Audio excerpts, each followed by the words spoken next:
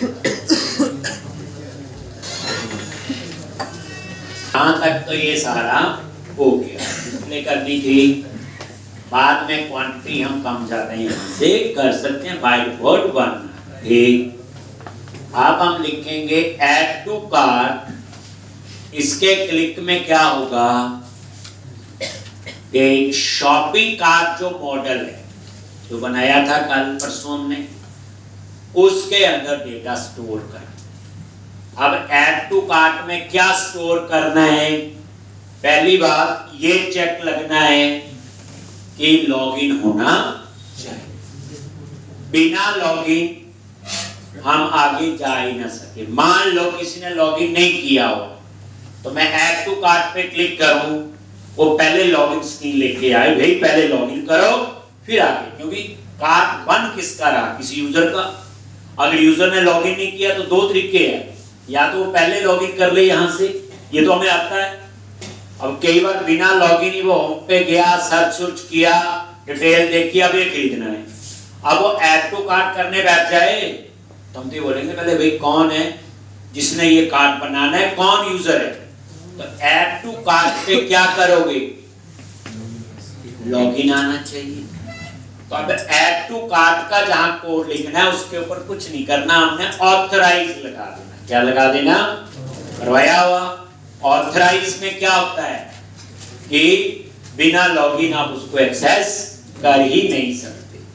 तो अब आप आ जाओ वही एरिया, कस्टमर, कंट्रोलर और होम।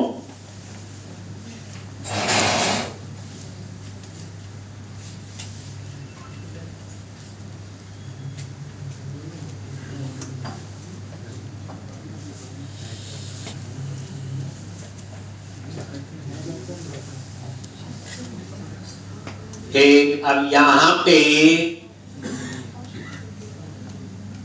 ये डिटेल का पेज है तो गो टू व्यू। यहां आगे तो ये फॉर्म टैग है और ये आपका लगा हुआ ऐड टू कार्ट। ठीक, अब हम कहां लिखेंगे, इनपुट टाइप सबमिट। तो हमें या तो लिखना है कोड डिटेल के पोस्ट पे, किस पे लिखना है, सबमिट का लिखना है तो डिटेल के पोस्ट पे।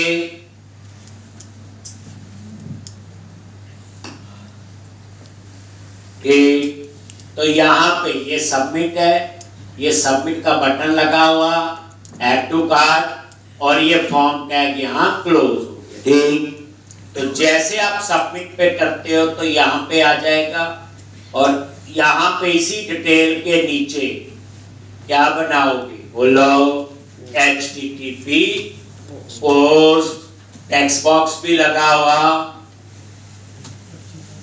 ठीक, और यहाँ पे जो लिखना है ऑथराइज और पब्लिक आई एक्शन रिजल्ट डिटेल्स, और ये आपने शॉपिंग कार्ट मॉडल, ये रिटर्न व्यू, और यहां ब्रेक पॉइंट लगा। पहले हम इसी को ही वेरीफाई करेंगे कि यहां पे बिना लॉगिन नहीं आए, क्योंकि ऊपर क्या लिख दिया मैंने, और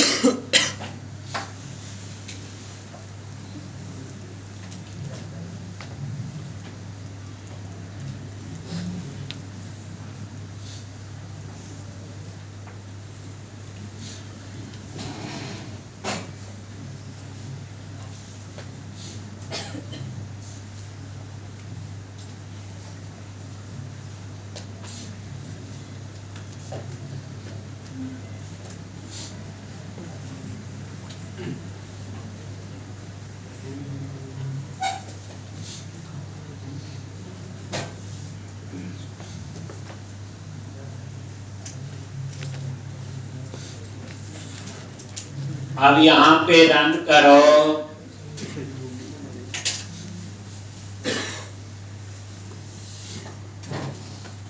तो ये मैंने लॉग इन नहीं किया, डिटेल और ये डिटेल आ गई। उसके बाद ऐड टू कार्ट, कह रहे पहले लॉग इन करो। क्या करो? Log in.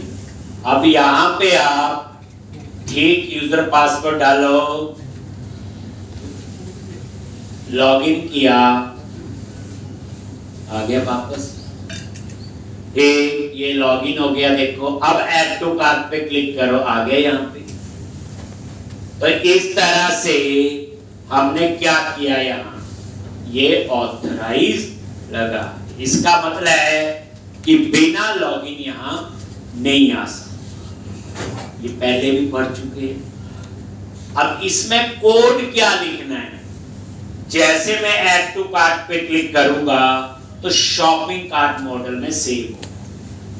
अब दो चीजें हैं वहां, किस प्रोडक्ट की शॉपिंग करना चाहते हो और कौन पर्सन है उसका यूजर है। तो यूजर आईडी किसका होगा? जिसने लॉगिन किया। प्रोडक्ट आईडी तो ऐड टू कार्ट जिसका किया वहां से आ जाएगा। तो यहां पे देखो, ये जो डिटेल का है, यहां पे प्रोडक्ट आईडी के लिए यहां तो नजर नहीं आ रहा है, कहां से आएगा? तो आप एक काम करो, फॉर्म टैग के अंदर क्या लगाओगे? इनपुट टाइप हिडन ASP4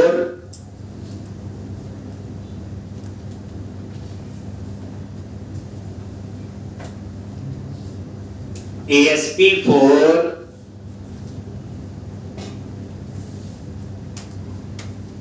और यहां पे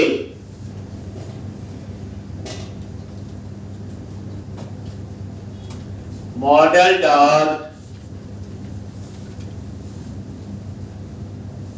यहां पे प्रोडक्ट आईडी। क्या चाहिए? Product ID. ठीक है जी, बस ये समझा के ना कौन सा प्रोडक्ट है खरीदना चाहते हैं। तो प्रोडक्ट आईडी हिडन में क्यों रखा? क्योंकि मुझे ये एक्सेस भी करना।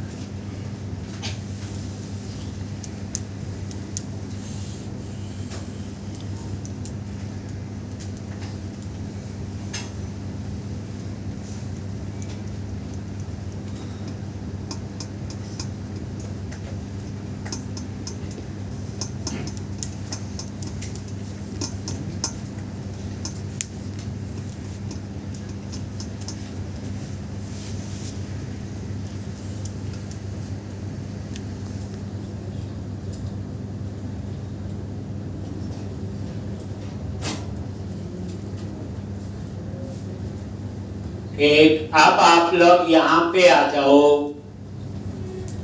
आगे। तो ये आपका, अब यहां पे हम बाकी कोड लिखना शुरू करें। ठीक, अब यहां पे शॉपिंग कार्ट डॉट आईडी, ये 0 क्यों किया बताता हूं आपको। और यहां पे चेक कर लिया model state dot is valid. अगर ये वैलिड है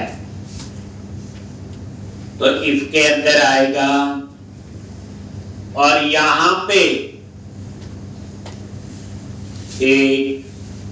जिस यूजर ने लॉगिन किया पहले उसकी डिटेल कैसे उठाते हैं, ध्यान से देखना। देखो बिना लॉगिन अब यहां आ नहीं सकते, ऑथराइज ऊपर लगा दी।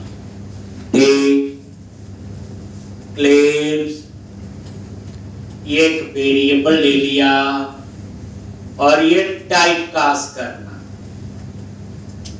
तो क्लेम्स आइडेंटिटी,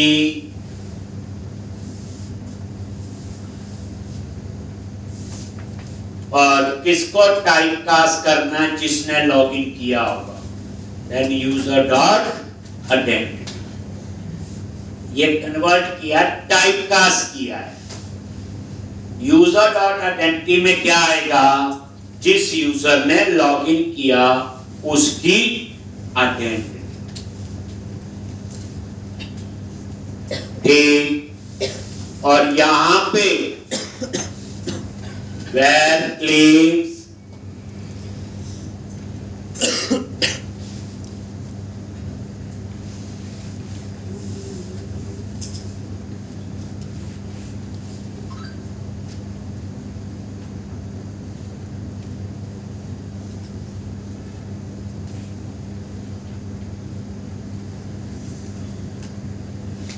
एक, और यहां पे ये यूजर की आइडेंटिटी होगी जिस यूजर ने लॉगिन किया। उसके बाद यहां पे claims identity dot find first और ये claim type dot name identifier. अब इस क्लेम के अंदर उस यूजर की इंफॉर्मेशन हो। अगर ये नल है, जो कभी होगा ही, क्यों नहीं होगा जी? क्योंकि बिना लॉगिन तो हम यहाँ आएंगे, तो ऐसा कभी होगा नहीं कि यहाँ पे कोई यूजर नहीं। बट आज पड़ी है, अगर नल है तो ये है, वैसे इस लाइन का कोई फायदा नहीं, क्योंकि नल कभी हो, नल कब होगा? जब बिना लॉगिन होगा। तो बिना लॉगिन तो हम इस सेक्शन में आ ही नहीं सकते, तो ऑथराइज ही फेल है। चलो लिख दिया, आदत पड़ी लाज, बता दिया। अगर नल नहीं है तो अब हमने क्या करना है? शॉपिंग कार्ट में ऐड करना है। ठीक, तो ये देखो, shopping cart dot application user और ये क्लेम डॉट वैल्यू, ये क्या करेगा? जिस यूजर ने लॉगिन किया क्लेम डॉट वैल्यू से उसका यूजर आईडी आ जाए।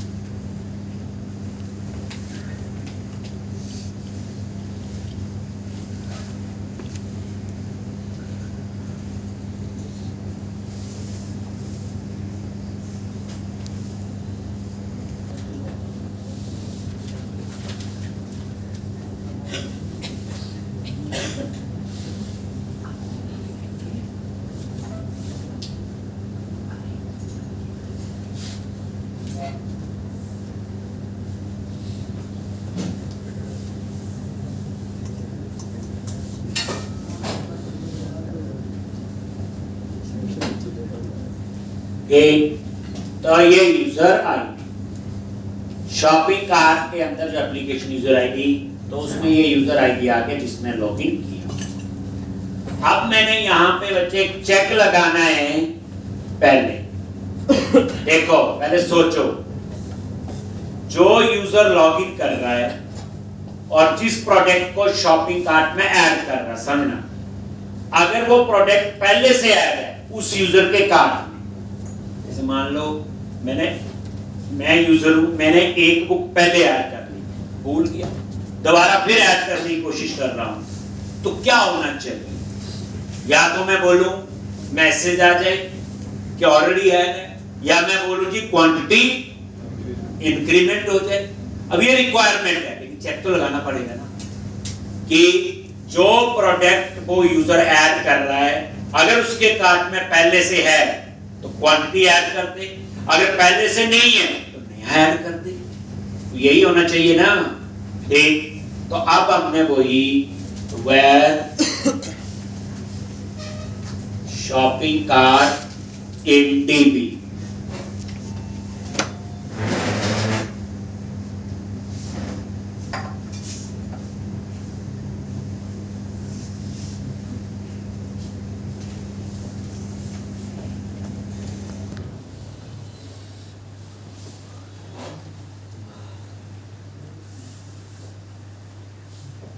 Shopping cart in dB.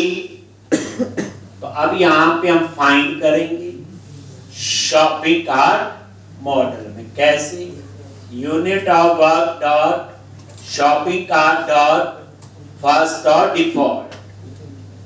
पहली बार जिस यूजर ने लॉगिन किया shopping cart dot application user ID और क्लेम डॉट वैल्यू से वो यूजर आईडी आ जाएगा जिसने लॉगिन किया हुआ। एंड प्रोडक्ट, ठीक, तो shopping cart dot product ID और जो प्रोडक्ट हम खरीदना चाह रहे हैं तो कहां से आएगा, shopping cart dot product ID. समझाता हूं, पहले ये देख लो, ये एंटर प्रेस किया, लो जी,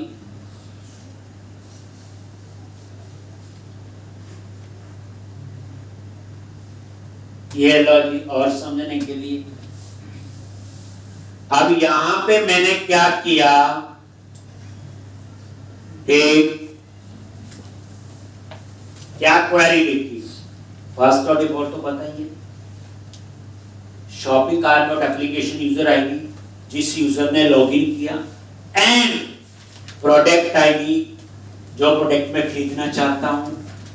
अगर ये ऑलरेडी शॉपिंग कार्ट मॉडल में है इस यूजर की तो शॉपिंग कार्ट इन डीबी में वो डिटेल आ जाएगी। अगर इसमें नहीं है तो क्या आएगा, नल। क्या आएगा, नल। अगर नल आ रहा है तो इसका मतलब ये होगा बच्चे कि जो यूजर है उसके कार्ट में अभी वो प्रोडक्ट है नहीं। नल नहीं आ रहा है तो इसका मतलब वो आपका ऑलरेडी है, आप सिंपल इसकी क्वांटिटी प्लस कर। ये लिखते हैं कंडीशन एंड, एंड का मतलब क्या होता है, दोनों कंडीशन ट्रू होनी चाहिए।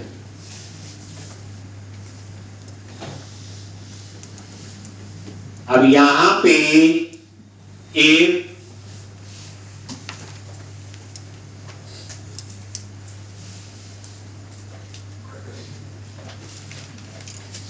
अगर ये नल है इसका मतलब क्या हुआ कि ये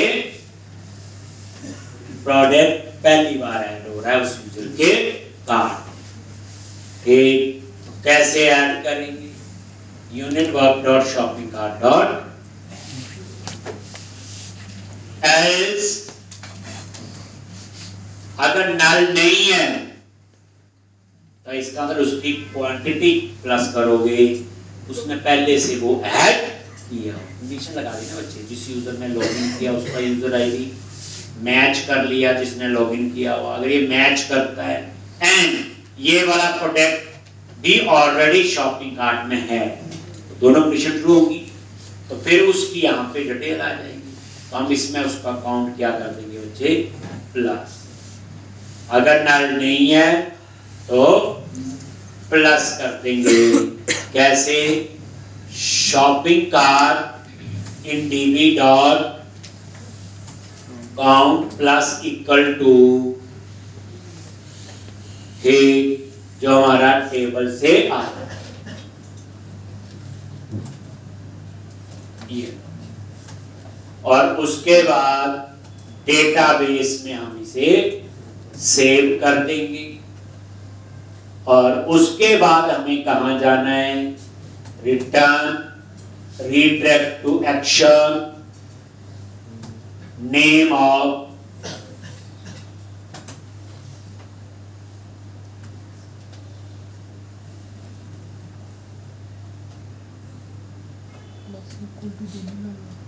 इंडेक्स। सेव क्या करेगा, ये अपडेट करेगा।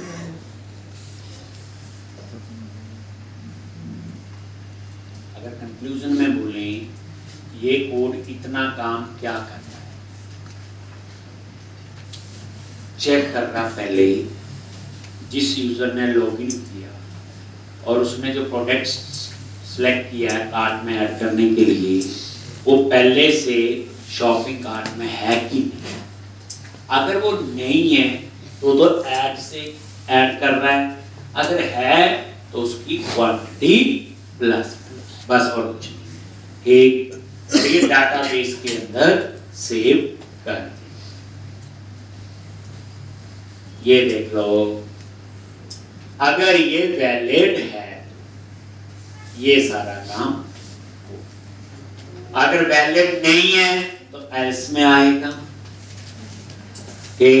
तो वहां तो जो ऊपर की डिटेल है बच्चे वही हमने सारी दिखानी। ठीक, फिर कहां आओगे, एल्स, यहां पे आ जाओ। इसमें होता ना वैलिड नहीं है, तो जैसा आपका ये ब्रेक पॉइंट लगा के ये जो कोड है, कौन सा कोड है ये वाला ही चलेगा। वैलिड नहीं है तो जैसा था वैसा तो आना ही चाहिए। तो ये लो जी, जो डिटेल में ऊपर लिखा हुआ थोड़ा बहुत चेंज होगा, अदरवाइज यही काम करेगा। तो यहां पे एल्स में आगे ये देखो वही ट्रेस कर दिया।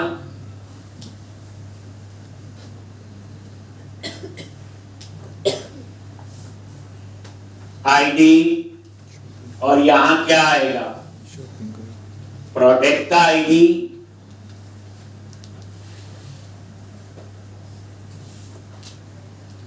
तो यहाँ पे एक काम करना चाहिए, शॉपिंग कार्ट में ऊपर पैरामीटर भी है, ठीक। तो ये शॉपिंग कार्ट ऐसे नेम है, ये लागू हो गया ना।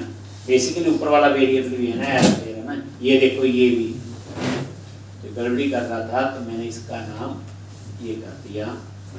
उसके बाद यहाँ पे आएगा प्रोडक्ट आईडी। अब आपको shopping cart dot product ID, ये प्रोडक्ट आईडी आ गया, बाकी ये ठीक है।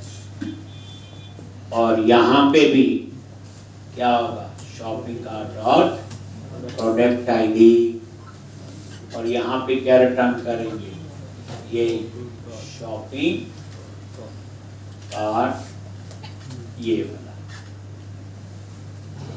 तो ये चीज कब चलेगी, ये लिख लो बच्चे, ये मैं यहाँ एंटर कर लो, ये तो पूरा पता ही है। जब अगर वैलिड नहीं है तो जैसा हमने व्यू में लिखा होता वही आ जाए। अब हम ब्रेक पॉइंट लगा के इसको टेस्ट करेंगे। पहले यही देखेंगे सच में शॉपिंग कार्ट में ऐड हो रहा है, जैसा लॉजिक हमने सोचा वैसा ये काम कर रहा है।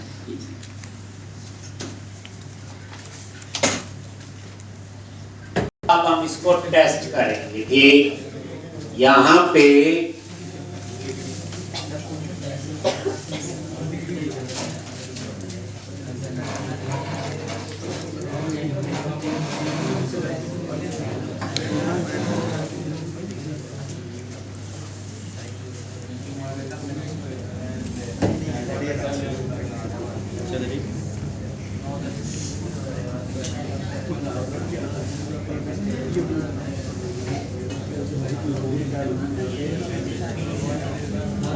एक पॉइंट है क्या है,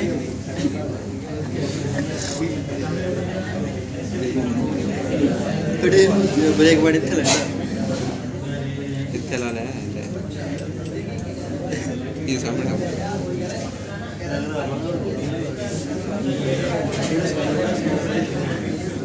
तो अब ये देखो, या तो यहाँ पहले लॉगिन कर लो तो लॉगिन के लिए पूछेगा, या फिर ये डिटेल,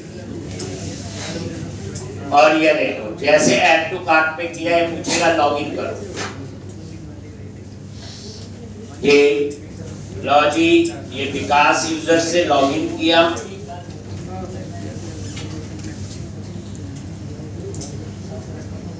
हो गया। अब यहां पे मैंने बोला क्वांटिटी 10 यही खरीदनी है, ऐड टू कार्ट, देखो आगे यहाँ पे, अब यहाँ शॉपिंग कार्ट में देखो क्या क्या डिटेल आ रही। एप्लीकेशन यूजर आईडी नल है, अभी इसमें यूजर आईडी नहीं स्टोर है, नीचे किया हुआ। काउंट 10 आ गया, एक प्राइस भी अभी नहीं, और प्रोडक्ट आईडी 2 आ गया। ये आईडी जो है ये 0 आना चाहिए, तभी मैंने यहाँ पे 0 लिखा। ये देखो F10 0 किया था, उसका ऑटो इंक्रीमेंट होता नहीं, ये तो प्राइमरी की है। अगर ये वैलिड है, इसके अंदर गया और इन 2 लाइन से जिस यूजर ने लॉगिन किया उसकी डिटेल मिलेगी। अगर क्लेम्स में नल है तो इसमें लॉगिन नहीं किया हुआ। अब आप देखो नल तो नहीं है, और ये देखो क्लेम डॉट वैल्यू में आपका क्या है, यूजर आईडी, और वो शॉपिंग कार्ट इसके अंदर स्टोर हो जाएगा जो ऊपर नल आ रहा था F10। और अब अगर आप देखोगे ये देखो एप्लीकेशन यूजर आईडी भी मिल, ठीक।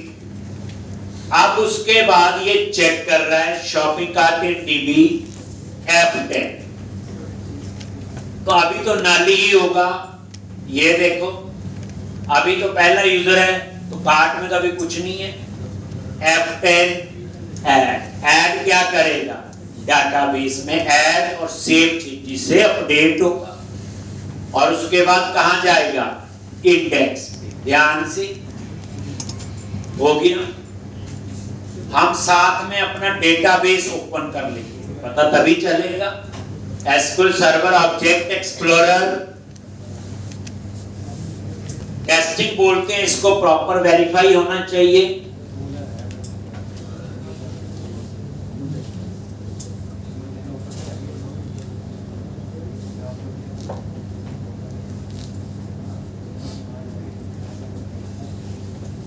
और यहां पे ये है 112 टेबल, और यहां चूज करो किसको, ये आपका शॉपिंग कार्ट, और शॉपिंग कार्ट पे राइट क्लिक किया, व्यू डेटा।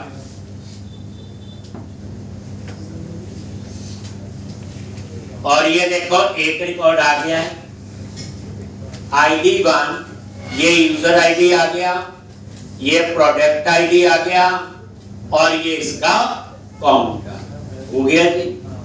चलो अब आगे ये वाला प्रोडक्ट है, मान लो, डिटेल पे क्लिक किया, लो जी डिटेल आ गई। हमने बोला ये 16 क्वांटिटी चाहिए, ऐड टू कार्ट आ गया, सेव, वैलिड है, यूजर ने लॉगिन किया, क्लेम्स में उसकी डिटेल आ गई, और क्लेम डॉट वैल्यू से क्या मिलता है, यूजर आईडी मिल जाएगा। अब ये यूजर का ये वाला प्रोडक्ट भी हम पहली बार ऐड कर रहे हैं, तो ये भी नल होगा, और ये ऐड होगी, ऐड के बाद सेव, और ये रिटर्न कर, हो गया जी। चेक कर लो शॉप, जो ये टेबल है, रिफ्रेश करो, 2 रिकॉर्ड हो। अब मैं क्या करूंगा, किसी प्रोडक्ट को दोबारा ऐड करना चाहूंगा, वो यूजर से, तो क्या करोगे, फिर मान लो ये डिटेल देखी, मैंने बोला 3 क्वांटिटी और लेनी है, add to cart F10, valid है, यस, इफ के अंदर गया, यूजर है, ये यूजर आईडी। अब यहां पे देखो F10, अब इस यूजर ने ऑलरेडी कार्ट में पहले ऐड किया हुआ, ये देखो आ गया ना, ये आईडी 1 आ रहा है, यूजर आईडी काउंट 10 आ गया, प्रोडक्ट आईडी 2, इसका मतलब ये पहले से इसके यूजर में ऐड है। देन नल नहीं है, तो कहां जाएगा? एल्स में। पहले काउंट 10 था, मैंने कितने 3, तो 13 हो जाना चाहिए। लो जी, एल्स में गया। कोड को ना आपको पहले पता होना चाहिए कैसे चलेगा। F10 सेव और यहां पे रिडायरेक्ट टू एक्शन, और यहां से सीधा ये लो जी,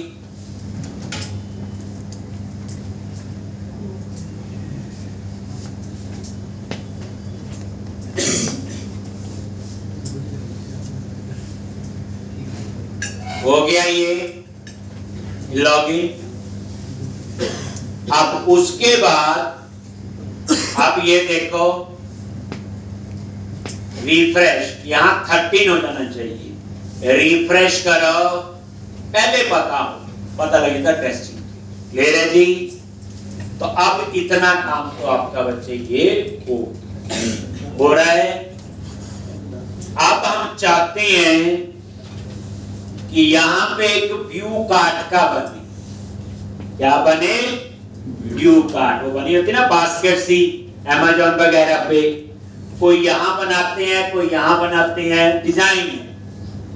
अब हम भी वही चाहते हैं। तो ये वाला कोड तो बच्चे टेस्ट हो गया। अब मुझे ब्रेक पॉइंट लगाने की जरूरत नहीं। क्लोज करो।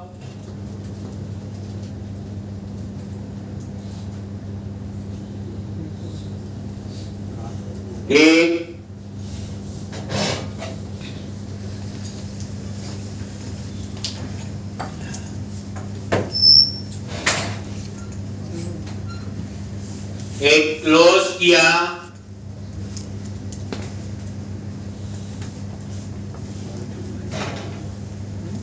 अब आगे क्या करना?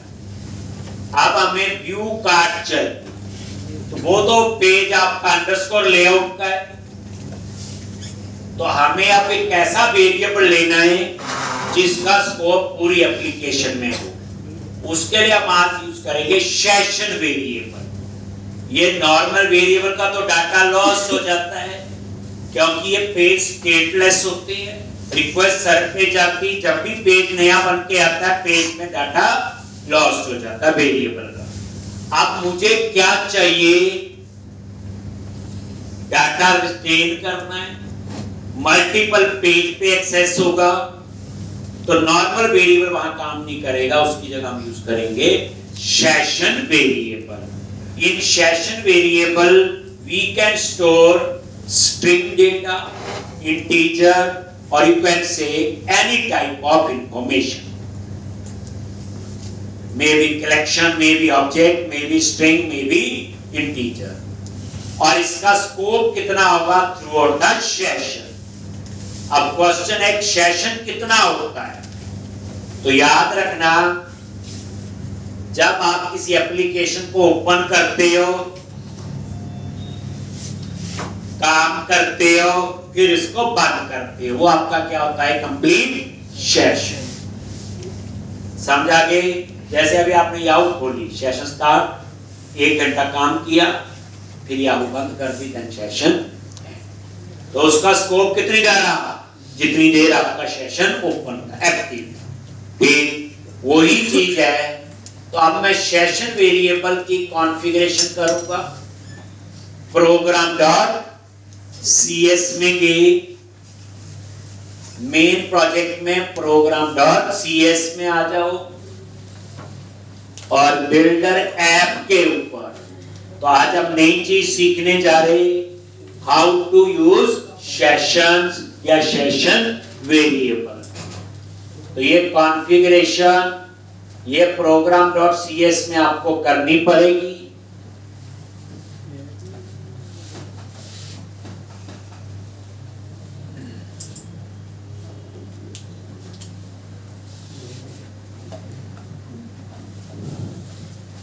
बस ये कॉन्फ़िगरेशन है, ये लिखोगे। पहले एक बार समझा देता हूं।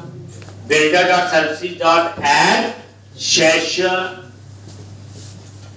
ये सेशन का टाइम आउट है। 30 मिनट, हम ये टाइम कम ज्यादा कर सकते हैं। अगर आप बोलोगे आपने 30 मिनट रख दिया टाइम, तो क्या हम एप्लीकेशन को 30 मिनट ही एक्सेस कर सकते हैं? नहीं। ये 30 मिनट कब से काउंट करता है? जब लास्ट रिक्वेस्ट सर्व पे जाती। जैसे कितनी देर आइडल पड़ा, अब आपने एक वेबसाइट खोली, खोल के भूल के आधे घंटे बाद वो मैसेज आएगा, रिफ्रेश करोगे और सेशन हैज बीन एक्सपायर्ड। जैसे कभी नेट बैंकिंग यूज करते हैं जहां पैसे का लेन देन होता है, उसका सेशन तो बड़ा कम होता है, मेरे ख्याल से सेकंड्स में होता है। तो यहाँ पे ऐड फ्रॉम मिनट की जगह सेकंड्स की ऑप्शन भी होती है। देखा नहीं आपने कभी? नेट बैंकिंग से यूजर कस्टमाइज पासवर्ड डालो, लॉगिन करो, 5-7 सेकंड कुछ ना करो, फिर डालो तो कहता है सेशन हैज बीन एक्सपायर्ड, रीलॉगिन करना पड़ता है, सिक्योरिटी है। तो ये सेशन का एक्सपायरी टाइम है, बाय डिफॉल्ट 30 मिनट दे दिया, इसे कम ज्यादा कर सकते। तो ये टाइम कब से काउंट होता है? जब लास्ट रिक्वेस्ट सर्वर पे जाए। और इसमें ये कुकीज यूज हो रही है, HTTP ओनली और इज एसेंशियल, जरूरी है। ये कॉन्फ़िगरेशन का पार्ट है, मतलब कहने का ये है। कोई पूछे सेशन वेरिएबल क्यों यूज कर रहे हैं, तो क्या बोलोगे? हमें एक ऐसा वेरिएबल चाहिए जिसका स्कोप पूरी एप्लीकेशन में हो, मल्टीपल पेज पे, मल्टीपल व्यू पे हो।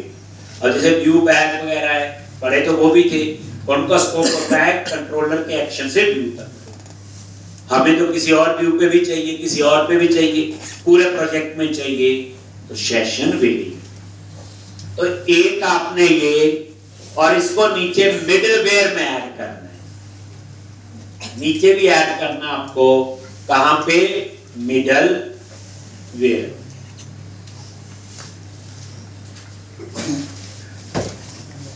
तो यहां पे मिडलवेयर यहां से शुरू होती है और इसका code top to down approach follow करता है, तो जहां लिखना है वहीं लिखना पड़ेगा। अब ये देखो, नीचे आ जाओ, यहां पे स्टैटिक फाइल्स के बाद और राउटिंग से पहले अगर ये लाइन लिखना भूल गए तो भी सेशन काम नहीं करे। ये लाइन कहां लिखी? राउटिंग से पहले लिखनी है, यूज राउटिंग से पहले और स्टैटिक फाइल्स के बाद। हो सकता है राउटिंग के बाद लिखो ना चले, हो सकता है स्टैटिक फाइल से पहले लिखे तो ना चल भी सकता है, बट ये सीक्वेंस है, ये top to down approach follow होती।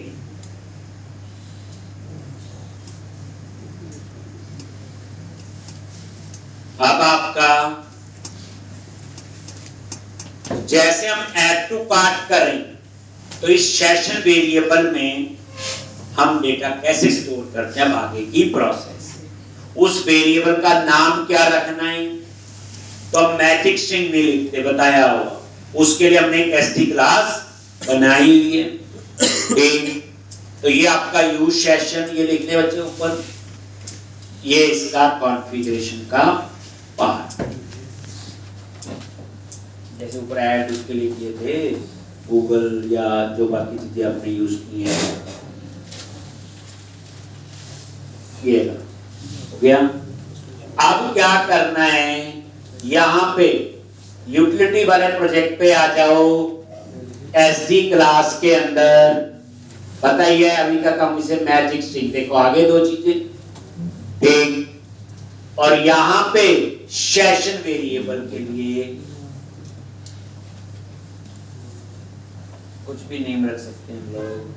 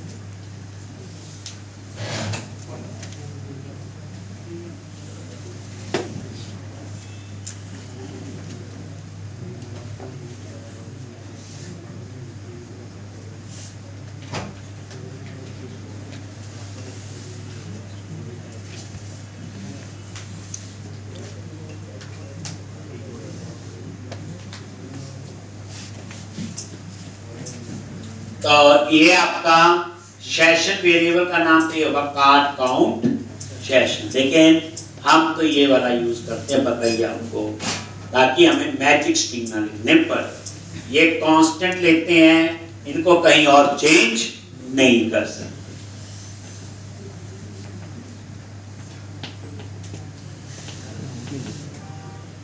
तो अब आप जहां ऐड टू कार्ट का कोड लिख रहे थे, वहीं पे हम लोग जिस यूजर ने लॉगिन किया उसके कार्ट में कितनी आइटम है, जैसे अभी के केस में उसके कार्ट में दो ही है ना बुक्स, एक कभी 3 होंगी 10 होंगी, जितने वो ऐड करेंगे, क्वांटिटी नहीं कार्ट में। ठीक, तो अब हम उस सेशन वेरिएबल में डाटा स्टोर करेंगे ऐड टू कार्ट के बटन पे, वहां सेशन को फिर एक्सेस कहीं कहीं और भी हम लोग कर सकते। कैसे, ये देखो, अभी हम बात कर रहे, अभी पता चल जाएगा, मेन प्रोजेक्ट में गए, एरिया, कस्टमर, कंट्रोलर, वो कंट्रोलर, और ये देखो हमने अभी ऐड टू कार्ट का कोड यहां लिखा। ठीक, या तो मैं यहां लिख लूं, इसके बाद जैसे ऐड टू कार्ट पे क्लिक करें, फिर वो क्या करे, जिस यूजर ने लॉगिन किया उसके कार्ट में कितनी आइटम है उसका काउंट सेशन में स्टोर करना, बस ये। लेकिन यहां से मैं कहां जा रहा हूं, इंडेक्स, तो मैं इंडेक्स पे भी लिख सकता हूं, मुझे तो इंडेक्स पे तो चाहिए, मुझे 2 जगह लिखने की जरूरत नहीं पड़ेगी। एक काम करो, कहां लिखोगे, इंडेक्स, इसके बाद रीडायरेक्ट कहां कर रहे, इंडेक्स, आगे। अब जो लिखा हुआ वो तो ठीक है, लेकिन अगर लॉगिन है, इसके ऊपर हम कोड लिखेंगे कि जिस यूजर ने लॉगिन किया, तो पहले उस यूजर की डिटेल कैसे लिखते हैं बोलो, क्लेम्स आइडेंटिटी, अब रोज ही लिखना है, और यहां पे क्लेम्स आइडेंटिटी जिस यूजर ने लॉगिन किया, user dot identity where claims, और यहां पे क्लेम्स आइडेंटिटी डॉट फर्स्ट और नेम आइडेंटिफायर। अब यहां पे अगर ये नल नहीं है, इसका मतलब लॉगिन तो हुआ है। अब देखो, नल होगा तो लॉगिन होगा नहीं, वैसे भी इंडेक्स वाले में तो बिना लॉगिन आ सकते हैं, होम पेज पे कोई भी आके देख सकता है प्रोडक्ट। अगर उसने लॉगिन किया हुआ तो नॉट इक्वल टू, और यहां पे मैं क्या लिखूंगा, वह एक वेरिएबल ले लिया काउंट, और क्या लिखना है, unit work dot shopping cart dot get all, जिस यूजर ने लॉगिन किया, shopping cart dot application user ID, और यूजर आईडी कहां से आएगा, claims dot value dot to list dot com.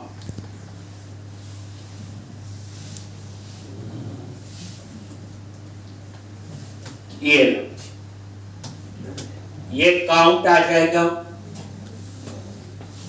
Get all पता ही है, जिस यूजर ने लॉगिन किया, मान लो उसके कार्ड में 2 रिकॉर्ड थे, तो काउंट 2 आ जाएगा, और इसको सेव करेंगे सेशन में, तो http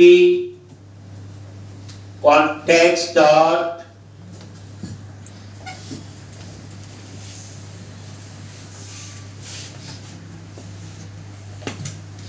http context dot sessions dot set in 32। ये देखो सेशन में कैसे स्टोर कर रहे हैं, पहले है सेशन वेरिएबल का नेम एसडी क्लास नहीं एक्सेस हुई तो इसका ये लो जी, नेम स्पेस, और क्या नेम था ये, और इसमें क्या स्टोर करना है, कॉम, बस। अब मैं इस सेशन वेरिएबल को पूरे प्रोजेक्ट में कहीं पे भी एक्सेस कर सकता हूं। बड़ा इंपॉर्टेंट कंसेप्ट है बच्चे, तो इतना आप लोग करके आओगे। सेशन वेरिएबल में डाटा स्टोर करना मैंने आपको बता दिया। अब इसको रीड करके यूज कैसे करना है वो हम लोग कल डिस्कस करेंगे। इतना लिख दो, ये मैं कल पूरा टेस्ट करवाऊंगा कि ये शॉपिंग कार्ट मॉड्यूल पे अभी टाइम लगेगा।